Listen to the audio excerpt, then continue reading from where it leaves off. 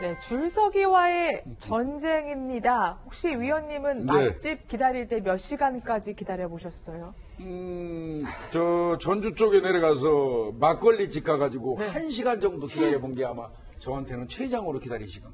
그렇군요. 요즘은 사실 근데 1시간 기본, 2시간, 3시간, 밤새 기다리는 그런 가게들도 많다고 하는데 실제 줄서기 전쟁이 펼쳐지는 곳들이 있다고 하죠. 이 돈가스 집인데요. 뭐 예능 프로 골목식당 다 아실 겁니다. 거기 출연을 통해서 굉장히 유명해졌죠.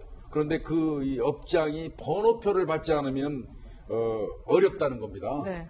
그래서 이제 아마 뭐 얘기해도 상관없습니까? 네, 그럼요. 제주도로 이전한 그 포방도 돈가스 집 여기에 대기하는 그러니까 줄 서서 기다리면서 대기표 받잖아요. 네. 그거를 대기하는 아르바이트를 구한다는 글이 올라왔습니다. 아, 줄 서는 걸 대신해주는 아르바이트요? 예. 왔는데요. 이런 경우에요. 줄서기 하루 이제 1일 알바인데, 이렇게 써 있어요. 아침 6시부터 정오 12시까지 줄을 서고 입장권 대기 번호를 받아주시는 거, 그리고 돈 일당으로 주는 거는 7만 원을 준다는 겁니다. 7만 원이요? 6시간에 7만 원이면 적지 않네요. 예, 그러니까 2019년도 시급이 8,350원이라고 판단한다면 적지 않은 수준 맞죠. 그러네요. 그거 이외에도 이제 아마 중고나라 같은데 이게 글이 올라오는 것 같은데요. 그 이외에도 10만 원 주겠다. 이런 공고 글도 올라오고 이렇게 하고 있는데, 근데 한번 생각해 보셔야 돼요. 등심가스가 그 집에서 파는 게 9,000원이에요. 네. 그 다음에 치즈가스 같은 경우는 10,000원이거든요. 네. 그러면 도대체 10만 원 주거나 7만 원 주고 이 음식을 먹는다 그러면 1인분에 적어도 8만 원에서 한 11만 원 정도 주고 돈가스를 먹는 결과가 되는 거죠. 그렇죠. 예. 이렇게까지 기다려서 더 웃던 져가면서 먹어야 할까요?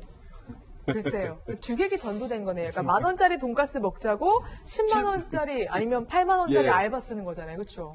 얼마나 쓰는데 이게 지금 제주도 사람이 괜찮은데 만약 서울분이 가시면 비행기표 값이 예약되는데 그렇잖아요. 어쨌든 그 포방도 시장에서 나가신 분이 제주도에 살았는데 일단은 그 12일 날 개업식에도 사람들이 텐트를 치고 기다렸다는 거예요. 순번 타려고. 그리고 텐트를 쳤다는 거예요. 그리고 평일에 한 300명 정도 오기 때문에 줄을 서는데 이게 자꾸만 줄이 늘었으니까 주인이 이제 바꿨어요. 하루에 100명 분만 받겠다 해가지고 그랬는데 오히려 100명을 받다 보니까 또 사람이 더 늘어선 거예요. 그렇죠. 그러니까 이렇게 맛있는 집이라 하더라도 한번 맛본다는 건데 좀 나눠서 가셔야 되는데 쭉 늘었으니까 그 누리꾼들은 이런 말도 하는 거예요. 포방뒤에서 쫓겨난 돈가스 사장을 2번 죽이는 일이다. 근데 이거 2번 죽이는 건 아니지만 어떻든 간에 그리고 이 사실을 알면 사장이 또 상처를 받을 것 같다. 이건 아니라고 본다고 하는데 어떻든 요즘은 맛집을 찾아가는 게 트렌드이기 때문에 제주도의 포방도 돈가스를 맛보시려고 저렇게 기다리고 있는데 나쁜 영상은 아니지만 너무나 과열되면 안 되기 때문에 어느 정도 자제를 하셔가지고 시간을 늦춰서 가시는 걸 하게 되면 괜찮을 것 같기도 하거든요. 네, 주인분도 고민이 상당할 것 같은데요. 그러니까 이제 줄서기 아르바이트가 있다는 걸 주인도 알게 된 거예요. 그래가지고 대응책을 내놨는데 안내문을 붙였습니다. 그러니까 대기 명단을 작성할 때 타일 대신해서 작성하거나 대신 줄을 서면 바로 당일 영업을 강제 종료하겠다. 이렇게 대응책도 내놓은 상태인데요.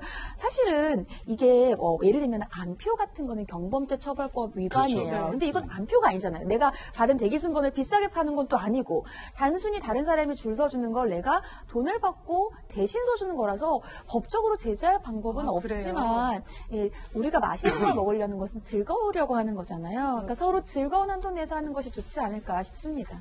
네, 그런가 하면 골목식당 출연으로 많은 분들로부터 주목을 받았던 가게가 또 있죠. 바로 거제도 도시락집인데요. 네. 여기도 지금 다른 이유로 논란이 되고 있다고 하죠. 여러 이야기가 올라오고 있어요. 이거 불과 1년 만에 초심을 잃은 거 아니냐. 이렇게 이제 지적을 하면서 후기 글이 뭐라고 그러냐면 김밥을 시켜도 1인 1라면이 필수라는 거예요. 그러니까 라면은 하여튼 그 사람 기본적으로 그대로 시켜야 된다는 거고 또 김밥 안에 그 양이 좀 줄어들었다. 그다음 이제 세 번째로는 현금 결제를 꼭 요구한다는 거예요. 그런데 이제 아마 확인해 보니까 현금 결제 유도했던 그런 거는 좀 사라진 것 같고요. 1인 1라면 이 규칙은 여전히 진행하고 있는 것 같고 또 김밥 한 줄은 아마 싸가지고 가져가라는 것 같아요. 홀에서 못 먹는다는 규칙이 생겼다는 거예요.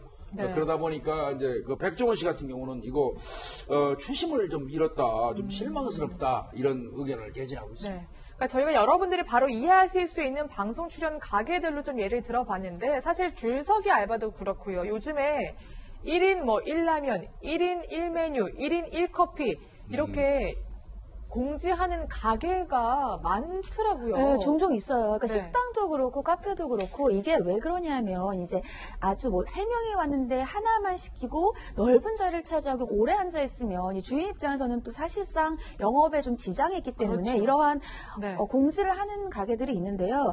이렇게 1인 1메뉴를 반드시 시켜라. 이것 자체로는 법적으로 문제가 있다고 보기는 어려워요. 왜냐하면 계약은 어떻게 하는지에 따라서 계약 당사자가 정하는 거라서 그냥 싫으면 그 계약에 승낙을 안 하고 식당을 안 가면 되는 거거든요. 그래서 1인 1메뉴 자체를 가지고 이것을 뭐 제재하거나 법적으로 문제가 있다 이렇게 보기는 좀 어렵습니다. 그 현금 결제 해달라고 하는 거는 문제가 될 수 있어요. 네, 있죠. 반면에. 그러니까는 네. 만약 현금 결제를 반드시 해달라고 한다거나 아니면은 카드 결제를 안 하거나 현금 결제하면 좀 싸게 해주겠다 이렇게 하는 거는 여신전문금융업법 위반이에요. 그래서 이 소비자가 신고를 할 수가 있거든요. 뭐 결제를 거부한다 이러면 여신금융협회에 신고를 하거나 현금 결제를 유도한다라고 하면 국세청 홈페이지에 신고를 하실 수가 있고요. 국세청에 신고를 하면 결제 거부 금액의 20%까지도 포상금을 받을 수가 있는데 다만 이렇게 신고를 하는 대상은 신용카드 가맹점, 카드 결제기에 있는 가게 있죠. 이런 곳들은 신고할 수가 있습니다. 네, 알겠습니다. 그럼 마지막 돋보기 여러분 함께 확인해 보십시오.